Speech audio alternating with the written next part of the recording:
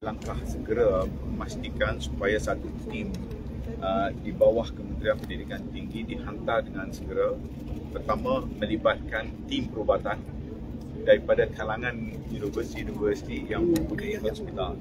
Ia termasuklah seperti Universiti Melayu, USIM, UPM dan UKM yang mempunyai kepakaran bantuan perubatan.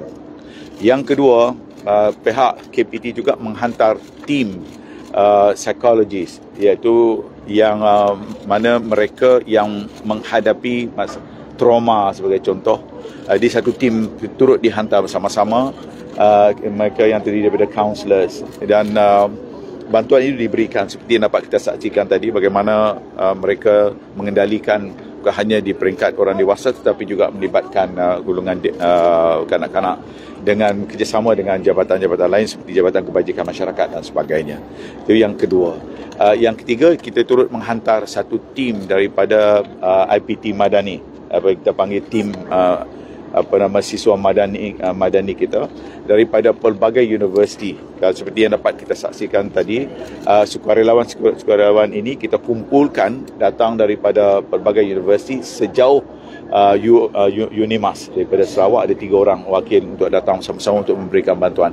Kerana ini adalah bentuk tim yang kita bina selama ini, yang sekiranya melibatkan perkara yang memerlukan kesegeraan, kesiapsiagaan para mahasiswa dan mahasiswi untuk mereka berada di lapangan.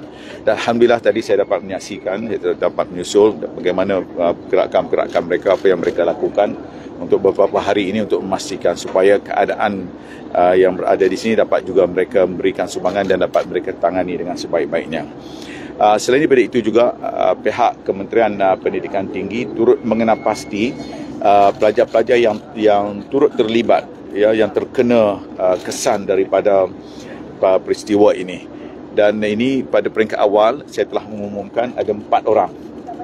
Tapi maklumat yang terkini ada tambahan kerana pelajar-pelajar itu sebelum ini berada di kampung masing-masing, dan hanya apabila 1-2 hari kemudiannya baru mereka pulang dan mereka dapati rumah-rumah keluarga mereka turut terlibat. Dan saya telah minta supaya mereka yang terlibat itu dapat daftar dengan kita untuk kita berikan bantuan kepada pelajar-pelajar yang terlibat. Pertama, Yayasan Siswa Perdana kita telah pun kita sampaikan bantuan itu, dan ini yang juga akan kita sampaikan kepada mereka yang baru mendaftar yang terlibat itu. Jadi sehingga setakat ini kita mempunyai seramai berapa? 4 campur 5 lagi. Berapa? Ada 9 pelajar keluarga yang terlibat di dalam. Nah, mungkin ada 1-2 lagi yang bila pulang nanti dia akan lihat keadaan rumahnya. Walau bagaimanapun kita bersiap sedia untuk menghulurkan sebarang bentuk bantuan. Ianya bukan hanya melibatkan bantuan dalam bentuk cash, tapi juga kita telah memaklumkan kepada mereka yang terlibat supaya pendaftaran mereka pada hari Isnin nanti boleh dilonggarkan sedikit. Maknanya dia tak perlu pergi pada hari yang berkenaan sekiranya dia mendapati ada sedikit kesulitan untuk mereka bergerak. Jadi kita berikan ruang. Saya telah memaklumkan kepada pihak universiti untuk memastikan supaya tempoh untuk mereka mendaftar itu diberikan sedikit ruang supaya mereka dapat membuat persiapan untuk kembali semula ke kampus masing-masing. Dato' Sri, ada jumlah peruntukan yang spesifik ke yang di peringkat Yayasan Siswa Perdana, kita telah mengulurkan 2,000 kepada setiap mahasiswa ini, kepada setiap mereka.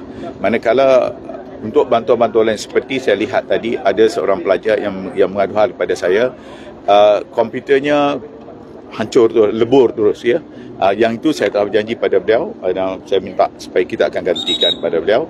Dan yang kedua, seorang mahasiswi yang rumahnya dimasuki oleh orang apabila rumah ditinggalkan pun jadi itu pun saya minta supaya kita beri. Jadi bantuan yang kita sediakan bukan hanya dalam bentuk cash tapi juga dalam bentuk in kind yang mana yang boleh kita bantu mereka supaya pembelajaran mereka tidak terjejas disebabkan oleh peristiwa ini. Okey. Dato' Sri, sukarelawan itu dia akan ada di sini sampai... Dia akan ada sampailah apabila apabila proses itu telah pun dihentikan. Ya.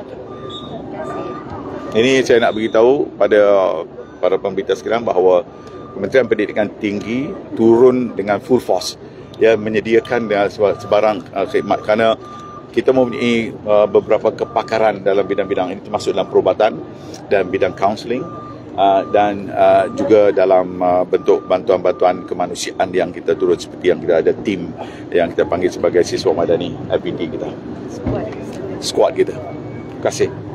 Thank you.